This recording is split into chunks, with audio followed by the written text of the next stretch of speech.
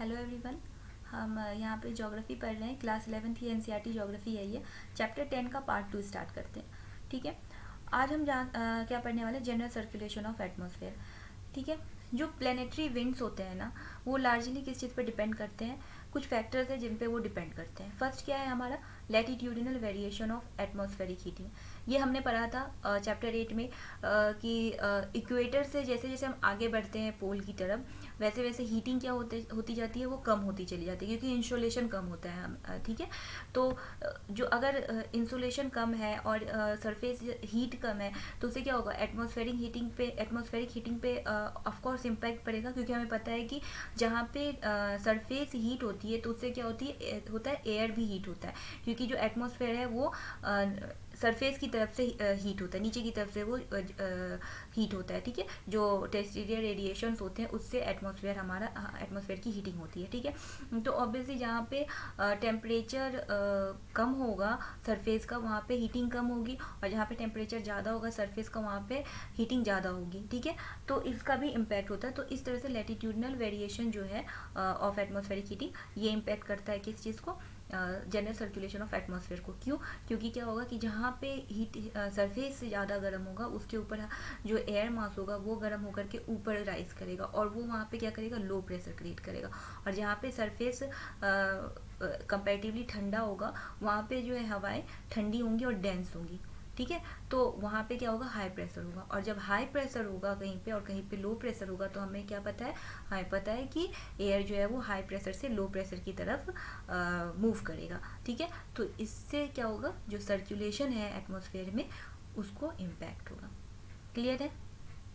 आगे बढ़ते हैं। Emergence of pressure belts. Pressure belts क्या होते हैं, हमने पढ़ा था लास्ट क्लास में, जैसे कि सब ट्रॉपिकल हाई, सब पोलर लो, पोलर हाई, ये वाले जो प्रेशर बेल्ट्स हमने नहीं पढ़े थे, हाँ वही प्रेशर बेल्ट्स। ठीक है। इनका जो इमरजेंस होता है इससे भी इम्पैक्ट होता है। ठीक है। आगे मैं अभी ITCZ वाला बढ़ाऊंगी ना, और अच्छे से उसमें डिस्क्राइब करूंगी। और क्या होता है, the migration of belts following apparent path of the sun. देखो जो हमने जब लास्ट क्लास में पढ़ा था ना प्रेशर बेल्ट्स के बारे में, तो मैंने इसको इतना ज़्यादा डिस्क्राइब नहीं किया क्योंकि उस टाइम पे फिर कंफ्यूजिंग हो जाता है। ये जो प्रेशर बेल्ट्स है ना वो भी मूव करते हैं सन के पाथ के अकॉर्डिंग। ठीक है। तो अभी मैं उसको डायग्राम में अच्छे से समझाऊंगी। तो वो जो मूव करते हैं ना तो उसका भी इम्पैक्ट पड़ता है जनरल सर्कुलेशन पे। ठीक है। उसके बाद the distribution of continent and ocean. Obviously जो कॉन्टिनेंट है वो जल्दी गर्म हो जाता है और ओशन जो है वो धीरे धीरे गर्म होता है। तो जो कॉन्टिनेंट्स होंगे उसके ऊपर जो हवाएं हैं वो जल्दी गर्म होकर के राइज हो जाएंगी। ठीक है।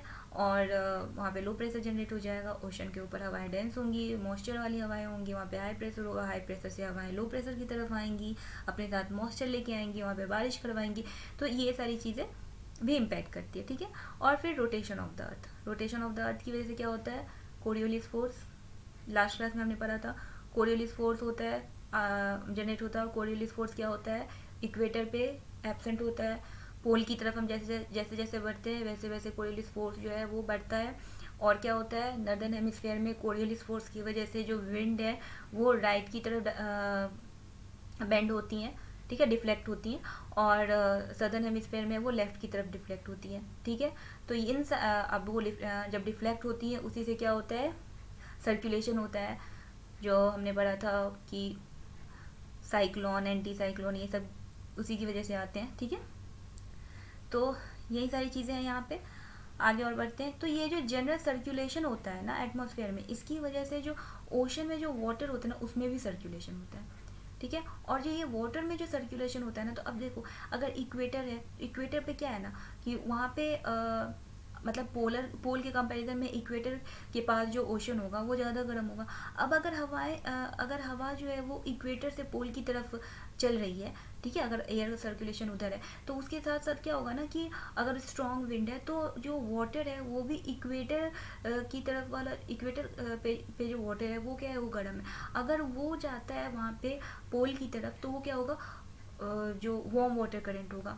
और वहाँ जाने के बाद अब वो वहाँ जाएगा पोल की तरफ, तो पोल की तरफ वाली जो ठंडा पानी है वो क्या होगा, वो फिर दूसरी तरफ जाएगा। तो सॉरी, तो वो क्या होगा कि जो पोल से की तरफ से जो पानी आएगा ना, वो क्या होगा, कोल्ड वाटर करंट होगा। तो ये जो सर्कुलेशन होता है ना ओशन करंट का, ये अच्छे से हम ओशन करंट वाला जो चैप्टर है ना उसमें डिस्क्राइब करना पड़ेंगे, ठीक है। तो आगे बढ़ते हैं, ये फिगर देखते हैं। ये हमारा अर्थ है, ठीक है, और ये इक्वेटर है। यहाँ पे हम देख रहे हैं कि इक्वेटर को ITCZ भी लिखा हुआ है। ये क्या है, ITCZ जो है ना, ये उस जोन को कहते हैं जहाँ पे कि ट्रॉपिकल एयर कन्वर्जेंस होता है, ठीक है। इसका फुल फॉर्म ही यही होता है, इंटर ट्रॉपिकल कन्वर्जेंस जोन। यहाँ पे आप देखो, इंटर ट्रॉपिकल कन्वर्जेंस जोन, इसे ITCZ कहते हैं। अब ये कन्वर्जेंस कहाँ पे होगा, देखो ये सब ट्रॉपिकल हाई है, ठीक है, और ये भी सब ट्रॉपिकल हाई है। दैट मीन्स हाई प्रेशर है। और इक्वेटर पे क्या हो रहा है, इक्वेटर पे वर्टिकल हीटिंग हो रही है, जिसकी वजह से यहाँ का टेम्परेचर ज़्यादा होगा, और टेम्परेचर ज़्यादा होगा तो इसके ऊपर जो एयर मास होगा वो गर्म हो जाएगा, गर्म होकर वो वर्टिकल राइजिंग होगी, और यहाँ पे लो प्रेशर जनरेट होगा। जब लो प्रेशर जनरेट होगा तो सब ट्रॉपिकल हाई से लो प्रेशर की तरफ हवाएं आएंगी। तो ये सब ट्रॉपिकल हाई है, यहाँ से हवाएं क्या क्या हो रही है, लो प्रेशर की तरफ आ रही है। ये भी सब ट्रॉपिकल हाई है, यहाँ से भी हवाएं क्या हो रही है, लो प्रेशर की तरफ आ रही है। लो प्रेशर की तरफ आकर क्या हो रही है, कन्वर्ज हो रही है। तो ये क्या है, ट्रॉपिकल एरिया से हवाएं आ रही है, तो इसीलिए इसे क्या कहते हैं, हम इसे कहते हैं इंटर ट्रॉपिकल कन्वर्जेंस जोन, ठीक है। अब इंटर ट्रॉपिकल कन्वर्जेंस जोन तो वही वाला जोन होगा ना जहाँ पे हीट सबसे ज़्यादा होगी, ठीक है। तो हीट सबसे ज़्यादा अभी तो अगर मान लो कि इक्विनॉक्स है तो यहाँ पे इक्वेटर पे हीट सबसे ज़्यादा हो सकता है, ठीक है। तो अगर यहाँ पे हीट सबसे ज़्यादा है तो inter tropical convergence zone equator पे ही होगा। लेकिन हमने देखा था चैप्टर 8 में कि सॉलिस्टिस के टाइम पे क्या हो जाता है ना कि जो इक्वेटर जो ट्रॉपिक्स है ना वो वर्चुअल इक्वेटर की तरह काम करते हैं, तब ITCZ क्या है ना शिफ्ट हो जाता है। अभी मैं उसको डिटेल में अभी और आगे बताऊंगी, पहले हम इस पे फोकस करते हैं, ठीक है। तो ITCZ क्या है ये तो हमें समझ में आ गया। अब देखते हैं यहाँ पे, अब आप यहाँ पे देख रहे हो एक सेल सा बना हुआ है, हेडली सेल, फेरल सेल, यहाँ पे पोलर सेल। अब ये सब क्या है, थोड़ा कंफ्यूजिंग लग रहा है, ठीक है। अभी तो मैं ना अभी आपको ये इक्वेटर से यहाँ तक का फिगर ड्रॉ करके इक्वेटर टू पोल का, नॉर्दर्न हेमिस्फेयर का अभी समझाती हूँ। ये जो फिगर है ना इसे और अच्छे से समझाती हूँ। हम मानते हैं कि ये अर्थ है, ठीक है।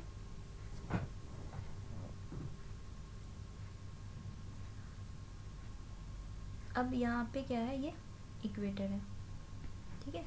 या फिर मैं एक काम करती हूँ, आपको डायरेक्ट इक्वेटर से दिखाती हूँ ताकि ये थोड़ा बड़ा दिखे, ठीक है। एक मिनट, ठीक है। हम यहाँ पे मानते हैं कि हम ये आधा हिस्सा लेके चलते हैं नॉर्दर्न हेमिस्फीयर का, ये हमारा अर्थ है, ठीक है। और हम यहाँ पे मान लेते हैं कि ये इक्वेटर है, ठीक है।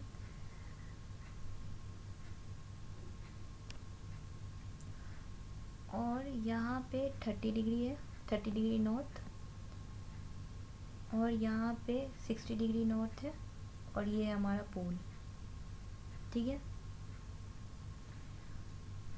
तो ये हो गया हमारा 0 डिग्री, ये हो गया 30 डिग्री, ठीक है। ये है 60, और यहाँ पे 90 डिग्री, 90, ठीक है। अब यहाँ पे क्या है, पोल पे क्या होता है, हाई प्रेशर होता है, हमें पता है यहाँ पे हाई प्रेशर होता है, ठीक है। यहाँ पे क्या है, सब पोलर लो, यहाँ पे क्या है 60 डिग्री पे सब पोलर लो, ठीक है। तो मैं सिर्फ ऐसे ही एल पे लिख देती हूँ, लो प्रेशर, ठीक है। 30 डिग्री पे क्या है हमारा सब ट्रॉपिकल हाई, तो यहाँ पे क्या हो गया हाई प्रेशर, ठीक है। और 0 डिग्री पे क्या होता है, डोलड्रम होता है, लो प्रेशर होता है, ठीक है। अब 0 डिग्री पे जब लो प्रेशर है तो 0 डिग्री पे मतलब जहाँ पे इक्वेटर है, अभी हम इक्वेटर पे ही ITCZ को कंसीडर करके चलते हैं, ठीक है। हम मान लेते हैं कि इक्वेटर पे ही ITCZ है, ठीक है। और उससे पहले एक और कॉन्सेप्ट मैं आपको याद दिला देती हूँ, हमने चैप्टर 8 में पढ़ा था ट्रोपोपॉज। ट्रोपोपॉज का हमने क्या पढ़ा था कि इक्वेटर पे ये अराउंड 18 किलोमीटर तक होता है, और पोल पे ये अराउंड 8 किलोमीटर तक होता है, ठीक है। क्योंकि इक्वेटर पे क्या होता है ना कि हीट की वजह से जो गर्म हवाएं वो ऊपर तक ट्रोपोपॉज को लेकर चली जाती है, ठीक है। तो जब हवाएं गर्म होती है ना तो वो ट्रोपोपॉज तक जाती हैं, ठीक है। अब जो डोलड्रम है, सॉरी ITCZ है, जहाँ पे ITCZ है, अभी हम यही मान के चले कि इक्वेटर पे ITCZ है, तो यहाँ पे हीटिंग हुई, ठीक है। अब यहाँ पे जब हीट हुआ तो एयर मास गर्म हुआ, गर्म होके क्या होगा, राइज होगा। अब जब ये राइज होगा ना तो ये ट्रोपोपॉज तक पहुँच गया, ठीक है। अब जब ये ट्रोपोपॉज तक पहुँचेगा उसके बाद क्या होगा, यहाँ से ये 2 ब्रांच में जाएगा, एक इधर की तरफ जाएगा और एक इधर की तरफ जाएगा, ठीक है। और यहाँ जब ये यहाँ पे पहुँचेगा ना 30 डिग्री पे, तो यहाँ पे ये ठंडा हो जाएगा, मतलब जो हवाएं हैं वो ठंडी हो जाएंगी, ठीक है। ये हवाएं ठंडी हो जाएंगी, ठंडी होकर के क्या करेंगी, सबसाइड होंगी, सबसाइड हो जाएंगी जब, तो फिर क्या होगा, यहाँ से फिर 2 ब्रांच में डिवाइड होगी। एक ब्रांच क्या होगा, यहाँ पे हाई प्रेशर जनरेट हो गया, यहाँ पे हाई प्रेशर जनरेट हो गया, हमें पता है ये 30 डिग्री क्या होता है, हाई प्रेशर होता है, सब ट्रॉपिकल हाई। सब ट्रॉपिकल हाई से फिर हवाएं 2 ब्रांच में डिवाइड होती है, एक तो 60 डिग्री पे जो लो प्रेशर है उधर जाती है, और एक जो ITCZ पे लो प्रेशर है, मतलब इक्वेटर के पे जो लो प्रेशर है उधर की तरफ जाएगी। हाई प्रेशर से लो प्रेशर की तरफ हवाएं जाती है, तो ये देखो हाई प्रेशर से ये इक्वेटर की तरफ जा रही है हवा, और एक ब्रांच जो है वो 60 डिग्री मतलब सब पोलर लो प्रेशर की तरफ जा रही है, ठीक है। हाई प्रेशर से लो प्रेशर की तरफ चला गया। अब यहाँ पे एक सेल बन गया, ये जो देख रहे हो ना आप, ये एक सेल की तरह बन गया। इस सेल को हम क्या कहते हैं, इसे हम कहते हैं हेडली सेल, ठीक है, इसे ही हम हेडली सेल कहते हैं। अब आगे देखते हैं आगे क्या होता है। पोल पे क्या है ना, यहाँ पे हाई प्रेशर है। अब ये हाई प्रेशर से हवाएं लो, जो 60 डिग्री पे लो प्रेशर है इसकी तरफ आएगी, तो ये हवाएं इधर आ रही हैं। यहाँ आने के बाद जब दोनों हवाएं कन्वर्स करती है, कन्वर्स करके क्या करेंगी, अपलिफ्ट होगा हवाओं में, ठीक है। तो ये अपलिफ्ट होंगी, ठीक है, ये अपलिफ्ट हो गया, और ये पोलर वाला भी अपलिफ्ट हो गया, ठीक है। अपलिफ्ट होने के बाद क्या होगा कि ये फिर अगेन 2 ब्रांचेस इसके होंगे, एक तो ये एक इधर की तरफ जाएंगी, ठीक है। और क्योंकि ये ट्रोपोपॉज तक पहुंच गई, ट्रोपोपॉज तक पहुंचने के बाद फिर इसका क्या होता है कि ये दो ब्रांच में डिवाइड हो जाती हैं, और एक अगेन इधर पोल की तरफ, ठीक है। अब ये जो सेल बना ना पोल पे, इसे हम क्या कहते हैं, इसे हम पोलर सेल कहते हैं, ठीक है। और इन पोलर सेल और हेडली सेल की वजह से जो ये सेल बन रहा है, क्योंकि ये तो ऑटोमेटिकली बन गया ना, तो ये वाला सेल तो ऑटोमेटिकली बन गया, तो इसे क्या कहते हैं, इसका नाम है फेरल सेल, ठीक है, इसका नाम है फेरल सेल। अब ये जो एयर जो हमने लास्ट क्लास में ही पढ़ा था कि यहाँ पे 0 to 30 डिग्री में जो एयर होता है वो क्या होता है, जो एयर सर्कुलेशन होता है वो क्या होता है, ईस्टर्ली विंड्स होते हैं, वो ईस्टर्ली विंड होते हैं। 30 to 60 डिग्री में क्या होता है, वेस्टर्लीज होते हैं यहाँ पे, अगेन 60 to 90 डिग्री में क्या होता है, ईस्टर्लीज होता है। ये तो हमने लास्ट क्लास में अच्छे से पढ़ाई था, तो ये आपको अच्छे से समझ में आ गया। तो जो पोलर सेल और हेडली सेल्स होते हैं ना, ये थर्मल सेल्स होते हैं, ठीक है, क्योंकि ये इंसोलेशन के इम्पैक्ट की वजह से बनते हैं, और इनकी वजह से प्रेशर डिफरेंस होता है, ठीक है। और जो फेरल सेल है ना, इसे मैकेनिकल सेल कहते हैं, क्योंकि ये जो वॉइड क्रिएट होता है दोनों सेल की वजह से, पोलर सेल और हेडली सेल की वजह से, उसकी वजह से ये बनता है, इसलिए इसे मैकेनिकल सेल कहते हैं, फेरल सेल को, ठीक है। अब जो पोलर सेल और हेडली सेल होता है ना, सिंस ये थर्मल सेल्स हैं तो ये बहुत स्ट्रॉन्ग सेल्स होते हैं, और इसी वजह से जो पोलर ईस्टर्लीज बहती है ना, और जो यहाँ पे हेडली सेल 0 to 30 डिग्री में जो ईस्टर्ली बहती है, इसे कहते हैं नॉर्थ ईस्टर्ली ट्रेड विंड्स। तो ये नॉर्थ ईस्टर्ली ट्रेड विंड्स और जो पोलर ईस्टर्लीज होते हैं ना, ये बहुत स्ट्रॉन्ग होते हैं, ये बहुत स्ट्रॉन्ग विंड्स होते हैं, ठीक है।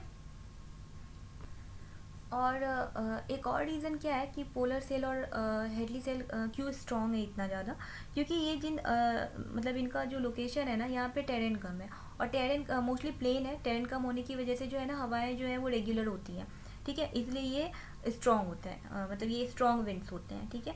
और जो फेरल सेल है ना, इसमें क्या होता है कि जो ITCZ जब शिफ्ट होता है, अब मानो कि यहाँ पे ये ITCZ है, ठीक है, तो जब ये शिफ्ट होगा तो अगर नॉर्थ की तरफ शिफ्ट हो रहा है या साउथ की तरफ शिफ्ट हो रहा है तो इसकी वजह से जो यहाँ पे हाई प्रेशर है ना 30 डिग्री पे, ये फ्लक्चुएट होता है, और जब यहाँ पे फ्लक्चुएशन होता है तो इसकी वजह से ये जो फेरल सेल है ना ये वीक हो जाता है, ठीक है। और दूसरा रीजन ये भी कि ये फेरल सेल जहाँ पे ना यहाँ पे टेरेन भी बहुत ज़्यादा है, उसकी वजह से जो वेस्टर्लीज यहाँ पे बहती है ना, जो इन्हें प्रिवेलिंग वेस्टर्लीज भी कहते हैं, तो ये क्या होते हैं ना, ये ब्रेक डाउन भी हो जाते हैं, उसकी वजह से ये वेस्टर्लीज भी उतने ज़्यादा स्ट्रॉन्ग नहीं होते और फेरल सेल भी इतना ज़्यादा स्ट्रॉन्ग नहीं होता as compare to polar cell and Hadley cell, ठीक है।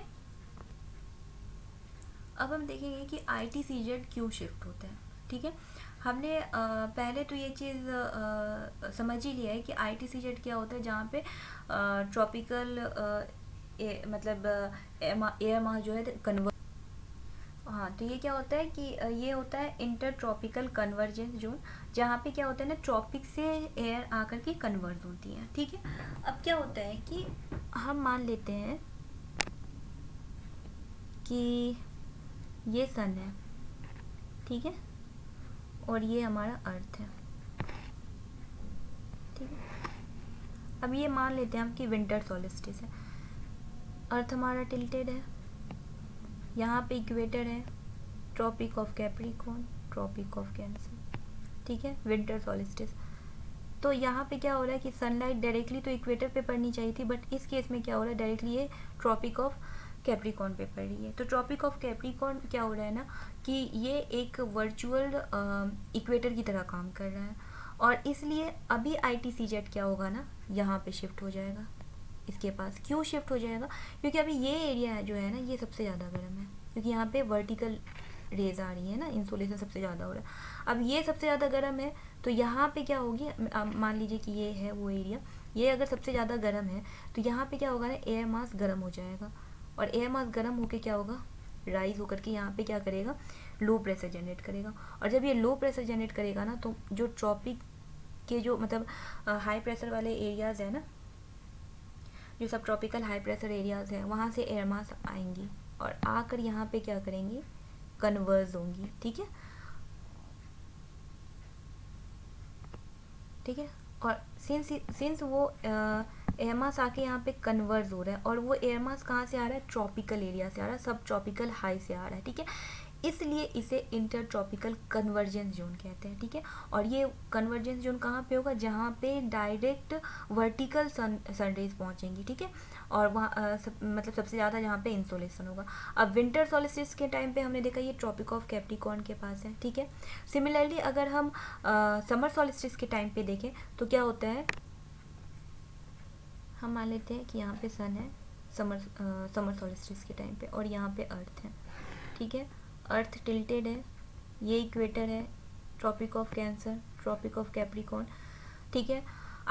मतलब होना तो ये चाहिए कि जो इंसोलेशन है वो डायरेक्टली इक्वेटर पे हो, लेकिन यहाँ इस केस में क्या हो रहा है, वर्टिकली इंसोलेशन वर्टिकली कहाँ पे हो रहा है, ट्रॉपिक ऑफ कैंसर पे। तो ट्रॉपिक ऑफ कैंसर इस केस में क्या कर रहा है, एक वर्चुअल इक्वेटर की तरह प्ले कर रहा है, ठीक है। और सबसे ज़्यादा हीटिंग वहीं पे होगी तो लो प्रेशर वहीं पे जनरेट होगा, और जो ट्रॉपिक से जो हवाएं हैं वहाँ पे आकर के कन्वर्ज होंगी, तो इसलिए जो ITCZ है वो क्या हो जाएगा, वहाँ पे शिफ्ट हो जाएगा, क्योंकि वहाँ पे सबसे ज़्यादा लो प्रेशर होगा, ठीक है। लेकिन इक्विनॉक्स के टाइम पे क्या होता है, इक्विनॉक्स के टाइम पे सॉरी, ये अर्थ है, ठीक है, ये टिल्टेड तो है, यहाँ इक्वेटर है, ये ट्रॉपिक ऑफ कैंसर, ये tropic of Capricorn, but sun rays क्या है, सनरेज पूरे ओवरऑल अर्थ पे एक तरह से पड़ रही है, ठीक है। तो इसलिए इस केस में हो सकता है कि ITCZ जो है वो इक्वेटर पे ही हो, लेकिन जब समर सॉलिस्टिस होगा और तो ITCZ जो है वो नॉर्थ की तरफ शिफ्ट हो जाएगी, और विंटर सॉलिस्टिस के टाइम पे ITCZ क्या हो जाता है, वो साउथ की तरफ शिफ्ट हो जाती है, ठीक है। अब ये जो ITCZ शिफ्ट होता है ना, तो ये इसका मैक्सिमम एक्सटेंट जो नॉर्दर्न हेमिस्फीयर में होता है, मैक्सिमम ये कहाँ तक शिफ्ट हो सकता है, तो ये 25 डिग्री तक शिफ्ट हो सकता है नॉर्दर्न हेमिस्फीयर में, और सदर्न हेमिस्फीयर में क्या होगा, ये 20 डिग्री तक शिफ्ट होगा, क्योंकि नॉर्दर्न हेमिस्फीयर में क्या है ना कि कॉन्टिनेंट्स ज़्यादा हैं, तो थोड़ा सा फ्लक्चुएशन होता है हीटिंग और कूलिंग के मतलब रेट में तो उसका इम्पैक्ट होता है उसकी वजह से, ठीक है।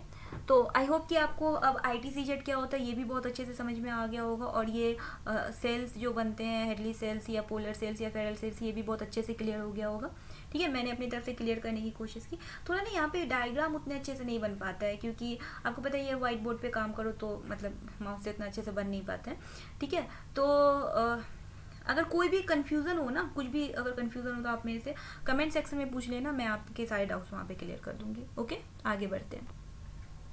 अब देखते हैं हम सीजनल विंड्स क्या होते हैं। देखो, सीज़न के हिसाब से ना इंसोलेशन पे इम्पैक्ट पड़ता है, ठीक है। ये सब तो हमने पहले ही पढ़ लिया है चैप्टर 8 में।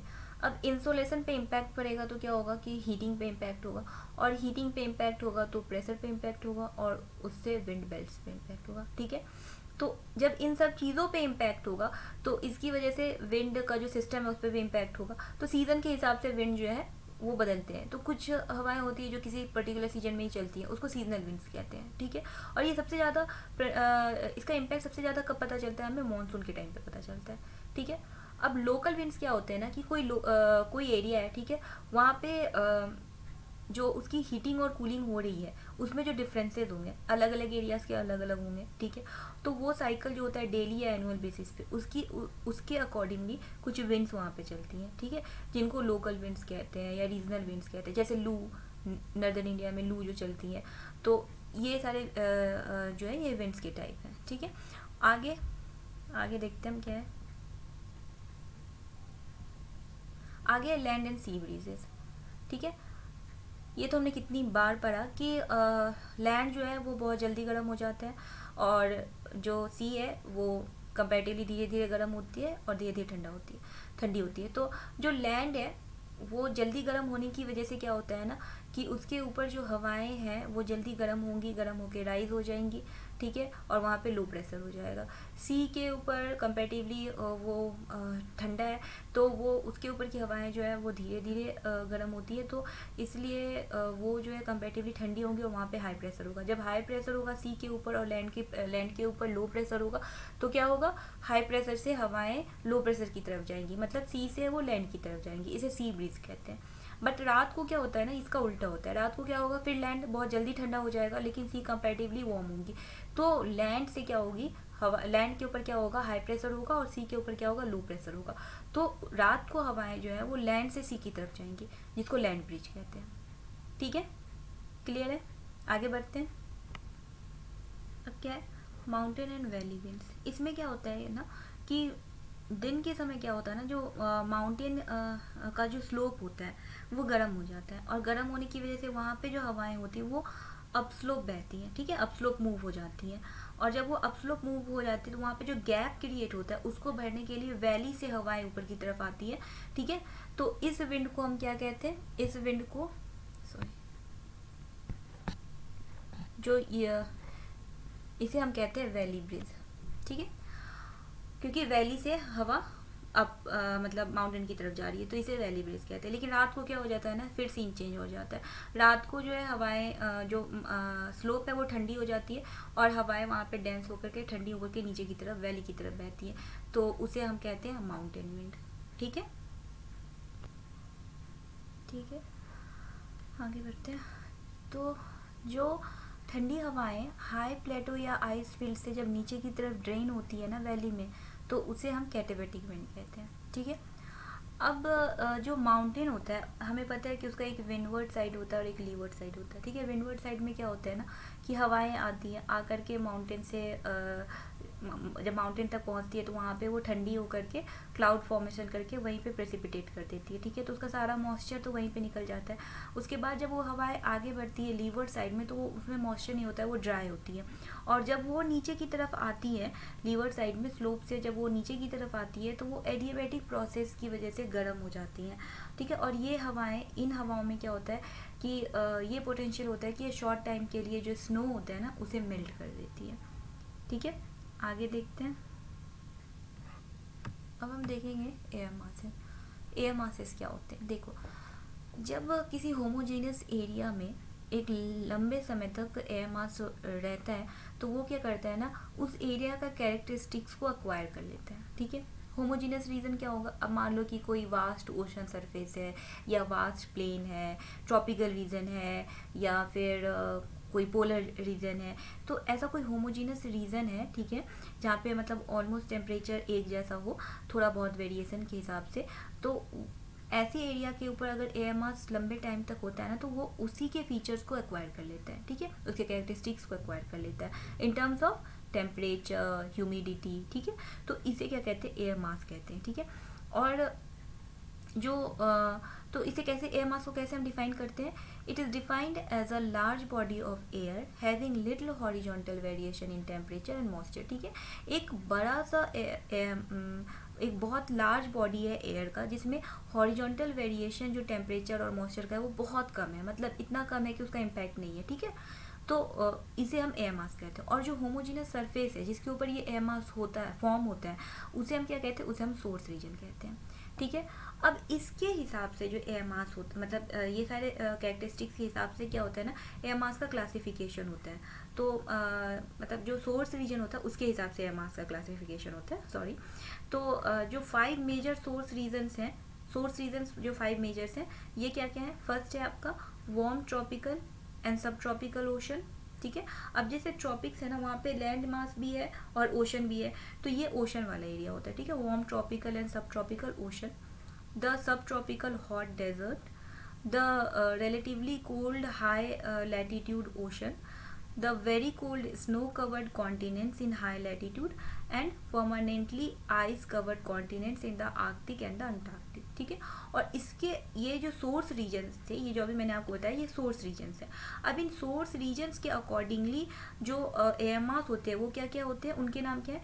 Maritime tropical, continental tropical, maritime polar, continental polar, continental arctic, tropical air masses are sorry continental arctic, हाँ, tropical air masses are warm and polar air masses are cold। ये तो बहुत ऑब्वियस है कि जो tropical air masses होंगे, जो tropics के ऊपर के जो एयर मास होंगे वो तो ऑब्वियसली गर्म होंगे, और जो पोलर एयर मासेज होंगे, जो पोलर एरियाज के ऊपर के जो एयर मासेज होंगे, तो वो ऑब्वियसली क्या होंगे? ठंडे होंगे।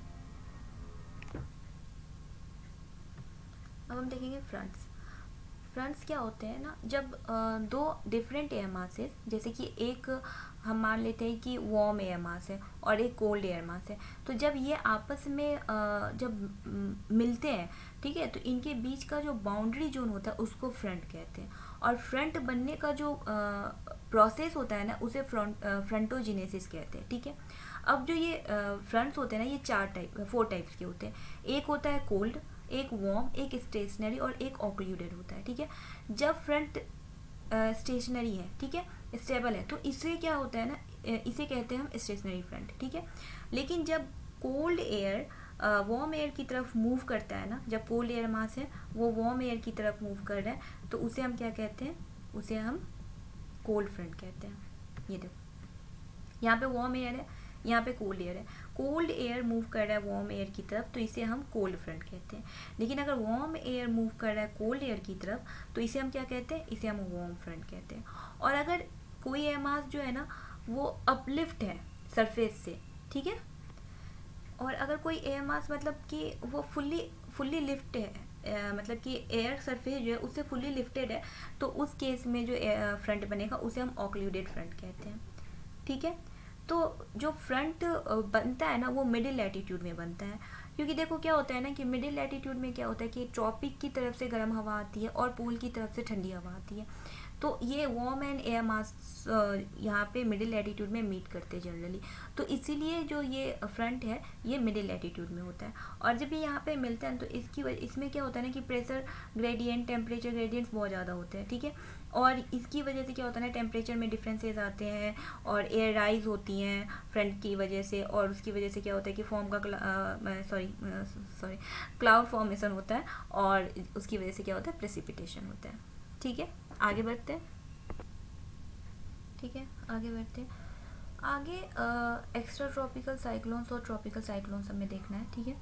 तो मैं ना एक्स्ट्रा ट्रॉपिकल साइक्लोन्स और ट्रॉपिकल साइक्लोन्स के लिए एक सेपरेट वीडियो बनाऊंगी, ठीक है, क्योंकि इसमें ना बहुत ज़्यादा डिटेलिंग की ज़रूरत है, बहुत ज़्यादा डिटेल से समझने की भी ज़रूरत है। अब अगर मैं इन टॉपिक्स को भी इसी वीडियो में इंक्लूड करती हूँ ना, तो ये वीडियो बहुत ज़्यादा लंबा हो जाएगा, ठीक है। तो आई होप कि अब तक हमने जितना कुछ पढ़ा वो सब आपको बहुत अच्छे से क्लियर हो गया होगा, ठीक है। और अगर कोई भी कन्फ्यूज़न रहता है, कोई भी डाउट है कुछ भी टॉपिक के रिगार्डिंग, तो आप मेरे से कमेंट सेक्शन में पूछ सकते हो।